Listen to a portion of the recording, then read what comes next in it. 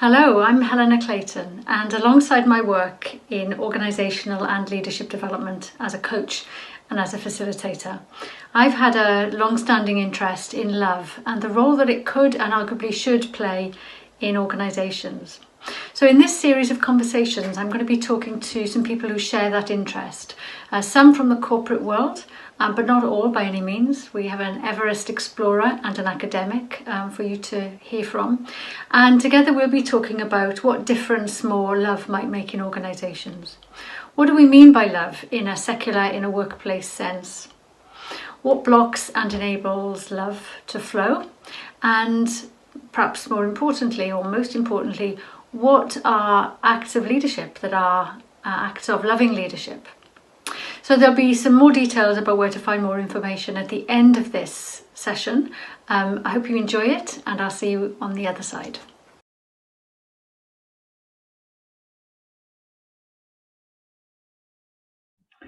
So today I'm delighted to be talking to Naysan Firoozmand, who is the head of global executive coaching at Ashridge. And Naysan and I haven't met before. This is our first time of having a conversation. So I'm really interested and excited to see where this might go. But Naysan was introduced to me by a mutual contact. And another point of contact is that in October, the 14th of October, Ashridge is also holding a coaching conference, the 6th Relational Conference. And the theme of that is love over fear.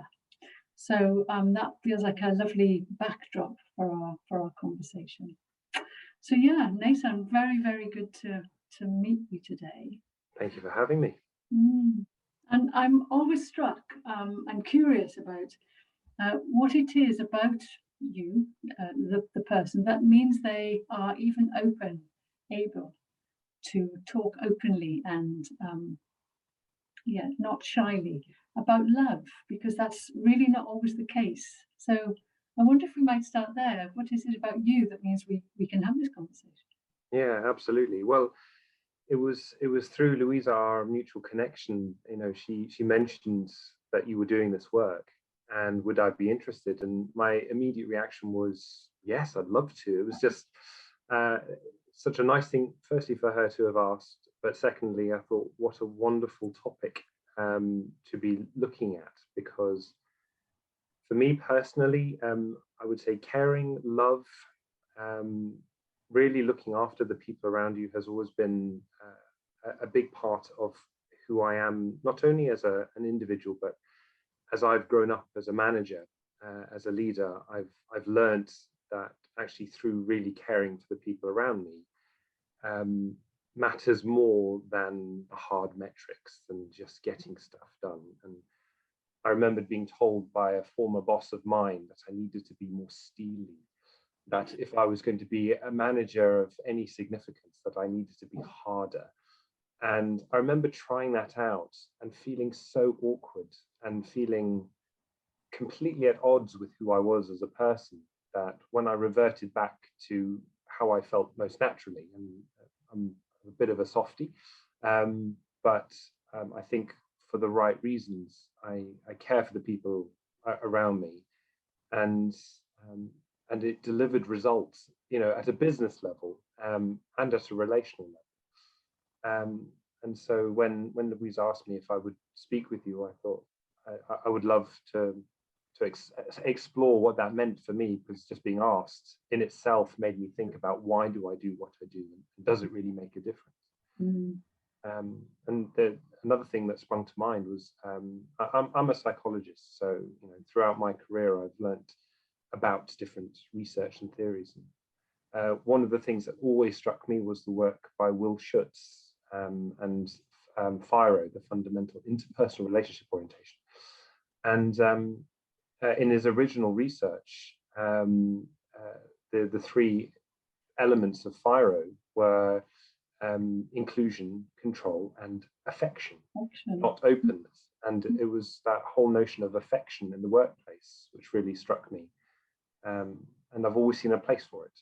So, yeah.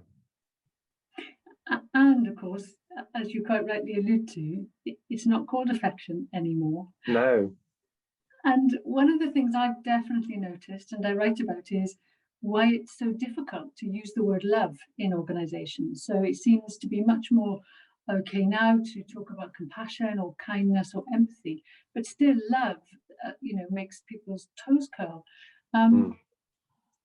Yeah, and I wonder what you thought of that or made of it. I think it's one of those things, for the sake of professionalism,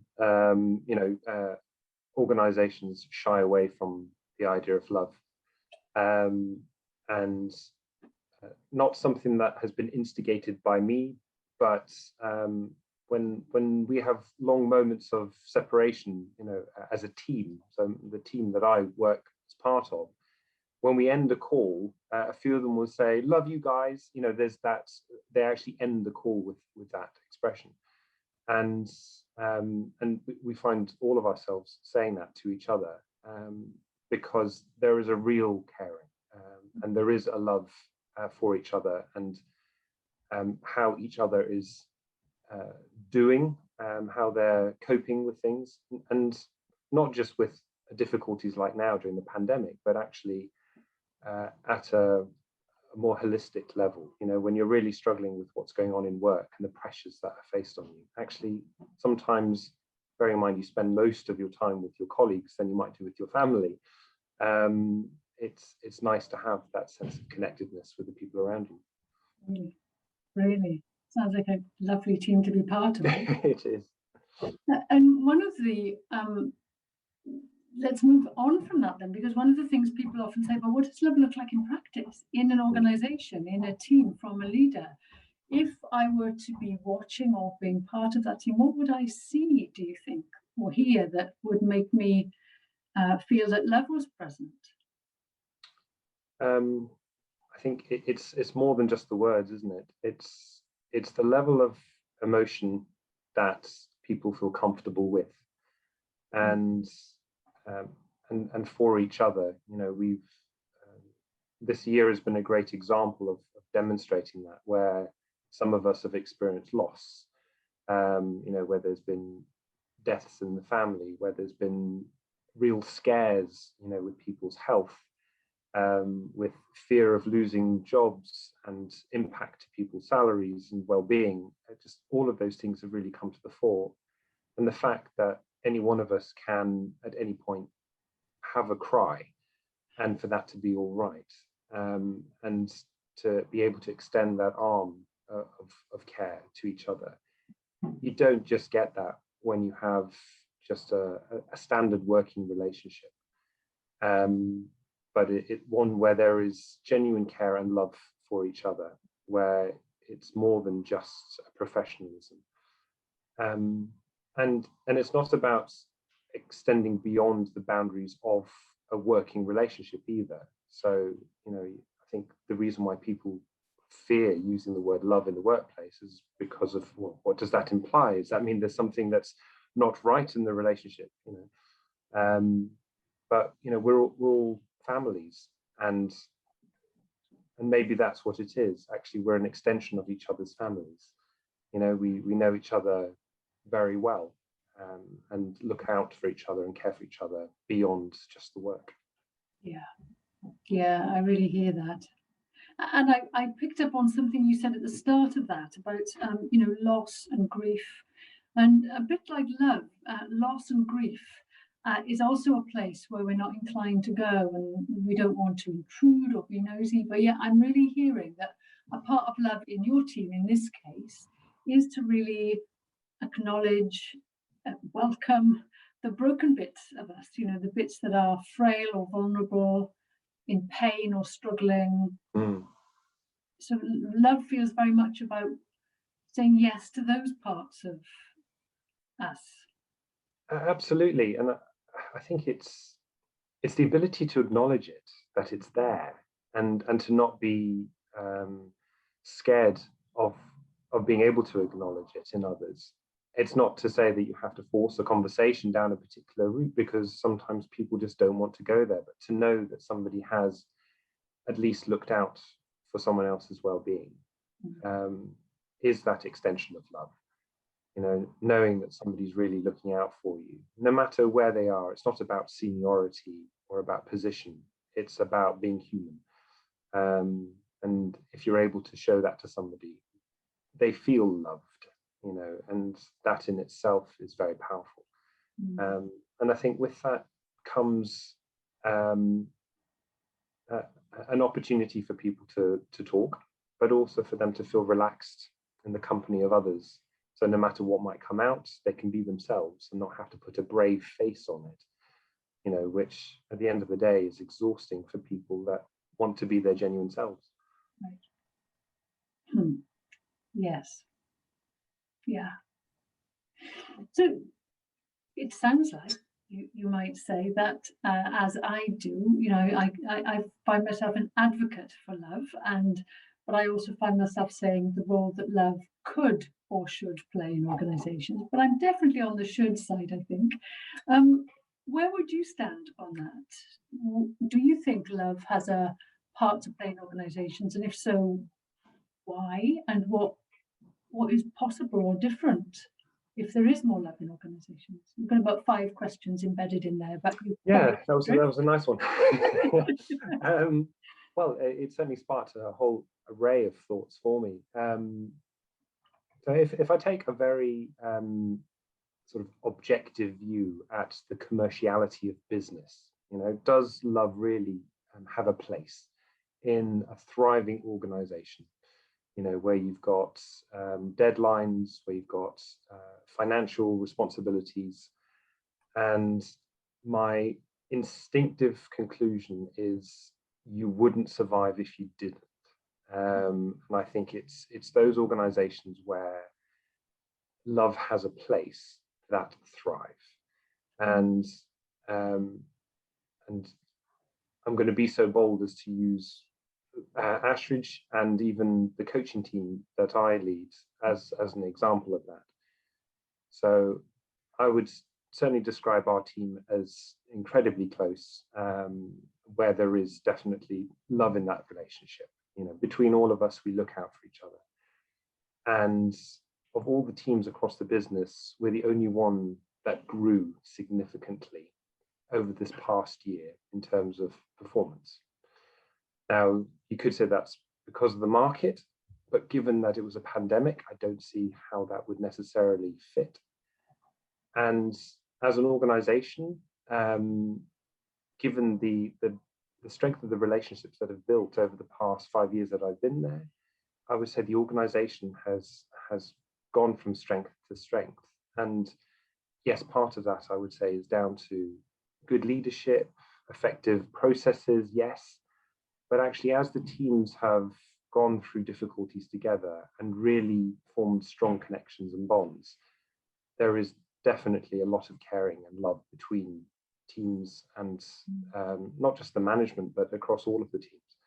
And I think that is testament to those relationships and how the organization has flourished as a result.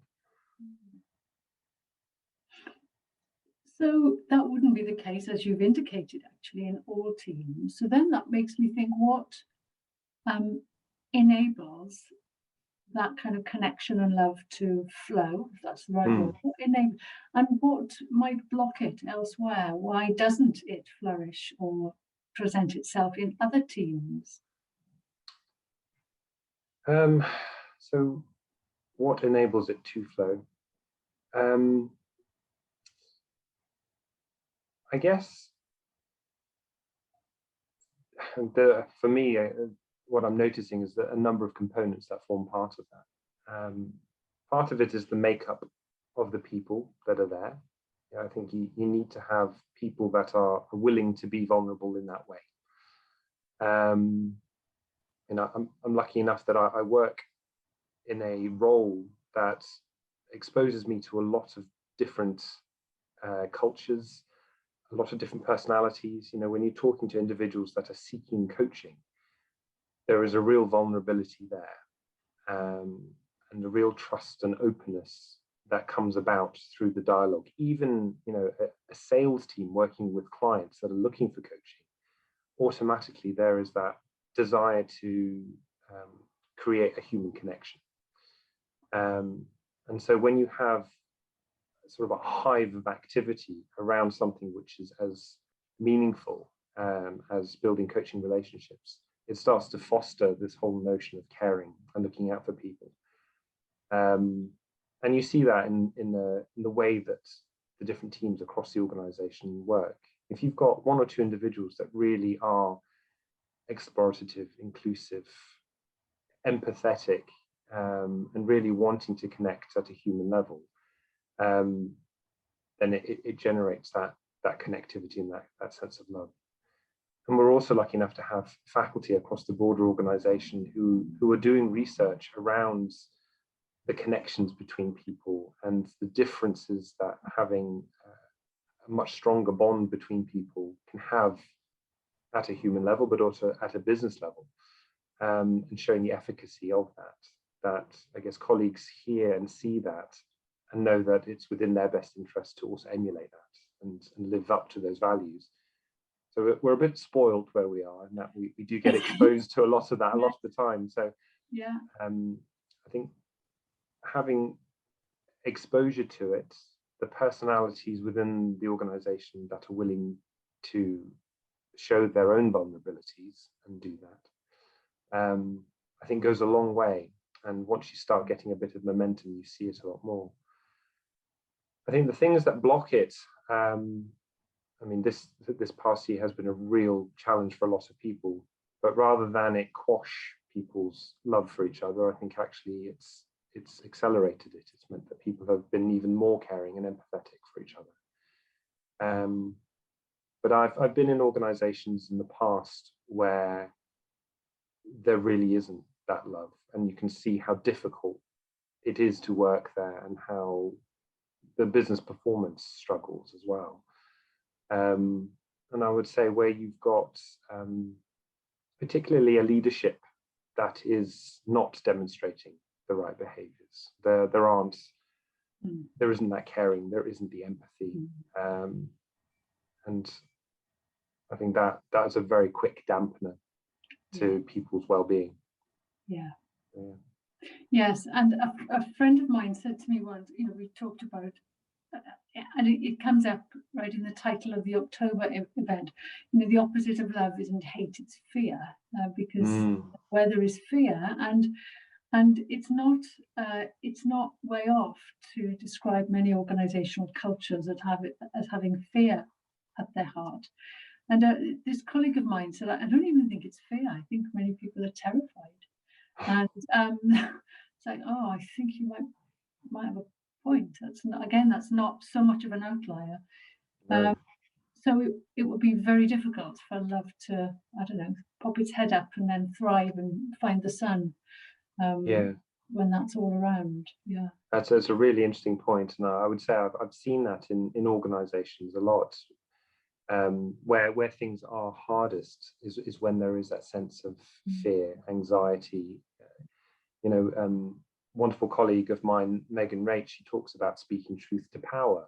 Yeah. And it's enabling people to be able to speak up, or the things that people do to make them shut up, and it is that difference. It's feeling passionate about something enough that you can really open your heart, or actually is that sense of fear created that it really quashes any sense of belonging or wanting to do something right. And it's a powerful thing. Both of those emotions are very powerful. And I want to sort of bring in the word shame there, actually, because I think we're very easily, I'm very generalizing here, but I know it for myself, actually. I can be very easily shamed or feel shame for feeling like I'm getting something wrong, or being an outlier, or looking too different. And again, a lovely piece of research that was talking about how slow trauma or adverse childhood experiences, and the statistics say 40, 50, 60% of us have experienced some form of slow trauma. That's the angle grinder. Name's gone. I don't know if you can hear it. I can hear it quite loudly. Very faintly, very faintly. Yes, that's just the noise of fear, isn't it? And shame and terror.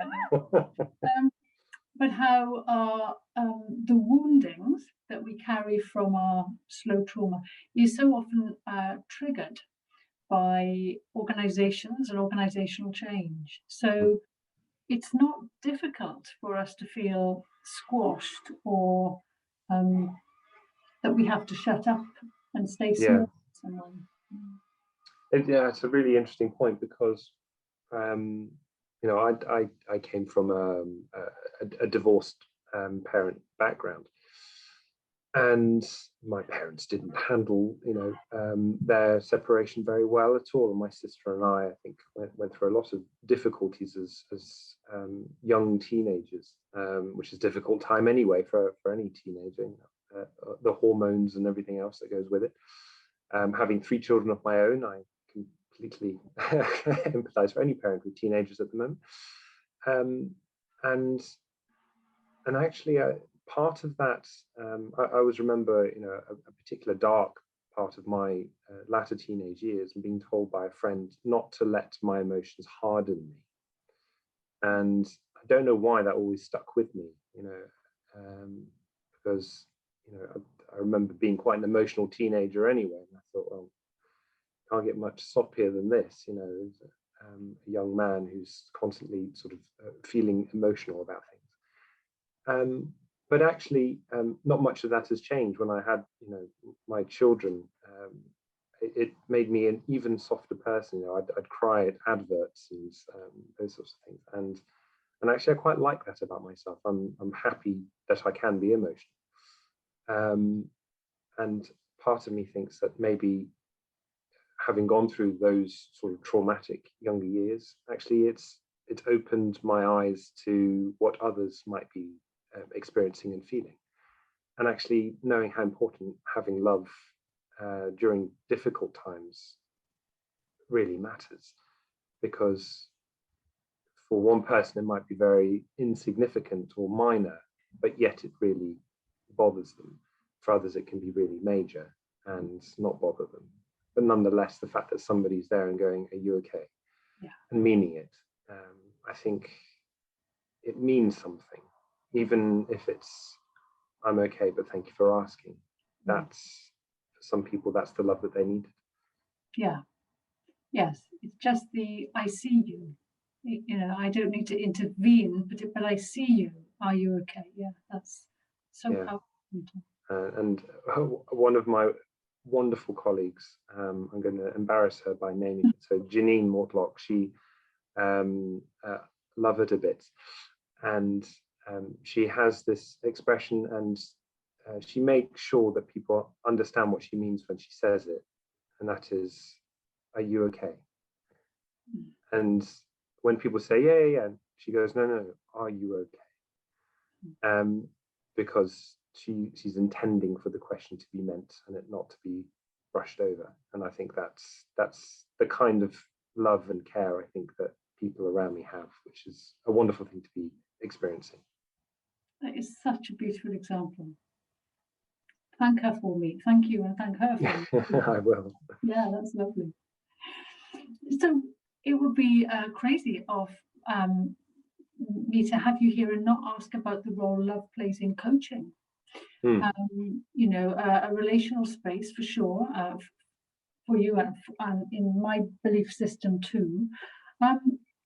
Yeah, what role do you see or imagine love plays in coaching? Well, such a massive part of coaching is the chemistry between the coach and the coachee. And in fact, the research that Eric DeHaan and his colleagues did a few years ago, looking at what were the critical factors in the impact of coaching effectiveness, what led to the most effective coaching. And they factored in all different variables, from years of experience to sector experience to personalities, and of all the different things that could influence the effectiveness of coaching, the one thing that stood out significantly above all others was the chemistry between coach and coachee. And so for us, allowing an individual to form a relational connection between themselves and the coach, where there can be true, honest trust and openness. It leads to a connection and a bond between those two people that you could very closely describe as love. And you, in some cases, people are more open with their coach than they would be to a loved one. And so if you're talking about what are the qualities of love, if it is trust, complete disclosure, openness, vulnerability, then yes, absolutely, it plays a pivotal role in what it is to be an effective coach. Yeah. And to what extent do you make that explicit when you start to work with a client? Would you, could you, do you? Use the word love explicitly? Yes. And I'm asking myself that question too, actually. It's like, what? Yeah, it's, you know what, it's a really good challenge. And part of me wants to say yes, but I think I would be stretching the truth. For the reasons I mentioned earlier on, is that often in the business world, it's not a phrase which is used because of people's anxiety and fear of what it means. But I think a bit like anything where you want to convince something of something, you appeal to what matters to them. I remember learning early on in my facilitation days, there was the golden rule, which was teach others, what you'd like them to know, sort of. Whereas the platinum rule was to teach them the things that they want to know. And so being aware of what others need and what they want. Actually, if what they need to know is that creating a real strong human connection is the route to success, then that's the words you use. If somebody's looking for something which is, I need somebody to show me what it is to really love, what I do and to be connected with people, that's more than the superficial, then that's what you'd say. So I think there absolutely is a place in it, but I don't know if I'm brave enough yet to use the word love in my sales pitch to a client. Thank you for that honesty, and I'm thinking myself too. If when I introduce myself to a group these days, where the work isn't about love, I do always say now, and I have a research interest in love and the role it could play. So I intentionally bring it in because I think the more people see other credible people talking about love and see that it's not flaky or weird, or the better. But I don't think I've ever used it in a chemistry call, for example, with a client. How do you work, Helena? I come from love. I don't think I know I haven't. I have had a couple of people say, I chose you because I looked at your website and I could see a lot of your work is about love. So that has always interested me. It's like, okay, maybe it's enough that it's there as a kind of background value. Yes, it reminds me of when well-being and mindfulness, was being introduced into the world of work, and how quickly people were to dismiss it. Yes. But how important it is today, and how much work and research goes into it. I mean, many of the programs that we now design and deliver at Ashridge have elements of mindfulness and well-being and care. Some of our most attended online masterclasses are around humanizing the world of work, and it's all about relationships and vulnerability. And it's people's mindsets have shifted a lot, and I think this topic will resonate with a lot of people now, particularly given how difficult times have been and how people have been far more open to being empathetic and vulnerable to each other, albeit through a virtual medium. Right. And my sense is there's a real thirst for it. It's like, oh, I didn't know that I wanted or needed that, but oh my word, I really do. I need this. This is nourishing in some way. Yeah, yeah. And I'm thinking too of uniquely offering a client what they need and want. But there feels to me to be a universal need, which is about affirming people for what they already are, or the wholeness that they already have, or the gifts they have. Some version of you're doing brilliant, you are enough, which to me feels like a place of love in coaching, kind of, reassuring, affirming, valuing approach, which feels much more important now. At least it does to me, but that's maybe because my lens is heading that way. Does that resonate for you at all? No, it really does, and I think that's it. One of the older views of coaching was that it had to be goal-centric, that it had to be about fixing a problem. And of course, the world of coaching is far more advanced than that. And that actually the affirmation, that the reassurance, the recognizing the value, the positive psychology, all of those things, they're all part of what it is to be a well-rounded human being. And to have that within your life is critical to your well-being, coming back to that topic. And so I would say that the best coaches are those that are able to bring that repertoire of lenses, that don't ignore the affection, the love, the caring, the reaffirmment, because otherwise it's constantly about fixing problems, and that's quite a negative world to be living in.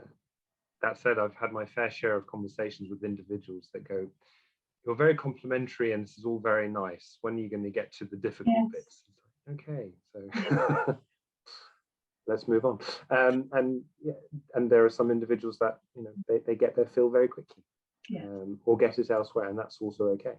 But it's recognizing that it can be part of it. Where else does this conversation take your thinking in relation to love in our worlds? I'm still struck by the question that you asked earlier on, which is, would I mention it to a client? Would I bring it up in a sales pitch, or something like that? And strangely, it doesn't sit well with me that I've said no. And that's the thing that has struck me. And it's taking me back to thinking about who am I as a person, and I've deliberately allowed myself to be quite open about my background and what's led to my emotions, and why I feel so passionately about it. And it kind of ties a bit into why Louisa suggested that you and I connect. Because for me, I think it's so vitally important that anybody who has a leadership role, or as a manager of a team, or interacts with other people, on a daily basis where they can influence their lives in any way, allows themselves the ability to recognize that there can be that real connection between people, and a caring and a love for them. And I think the world would be a very sad place without it. And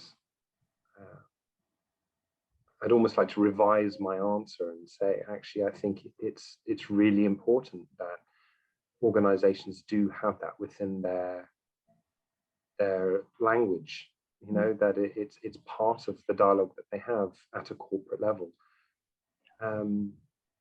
We talk specifically about relational coaching, because of the research that Ashridge has done over the years. And but actually I'd probably go as far to extend that to love, caring, and real empathy. All of those things, I think, should be part of what we talk about. Fabulous. Fabulous.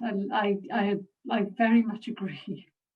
And I can really see why Louisa put us together, for sure. And yeah. So I'm going to kind of bring our conversation to a close, actually. But before we do, I wondered if there was anything else that you wanted to say by way of closing today. Only in that I've really appreciated the chance to reflect on this. As all good coaching conversations allow you to do, they open doors to things that you hadn't previously considered or reflected upon.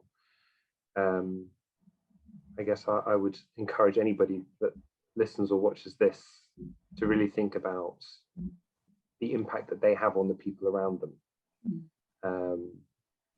for good or for bad, and to think about what it is that they can do to actually increase the amount of love that exists within their workplace. Great question. Great question. Thank you. Lovely. And I'm so glad that you resisted, consciously or unconsciously, the invitation to become more steely. I'm very, as if that could ever happen, but I'm very glad that didn't. And thank you. It was an interesting experiment, and I regret trying it. Yeah, that would be something to play with, wouldn't it? Naysan, thank you so much. It's been a real pleasure, and I will put some of the references that you've brought in into what I'm calling the show notes once I load this up onto the website. So all those will be there. And in the meantime, thank you so much. It's been a real pleasure. Thank you for the opportunity. So I hope you found something of interest there and things to stimulate your thinking. For more information, head over to my website, helenaclayton.co.uk. There you'll find the show notes from this conversation, plus links to my blog page, a way to sign up to my newsletter, my Leading from Love program, and a lot more. And drop me a line, find me on LinkedIn or Twitter, of course. It would be great to connect with you that way too. Okay, bye for now.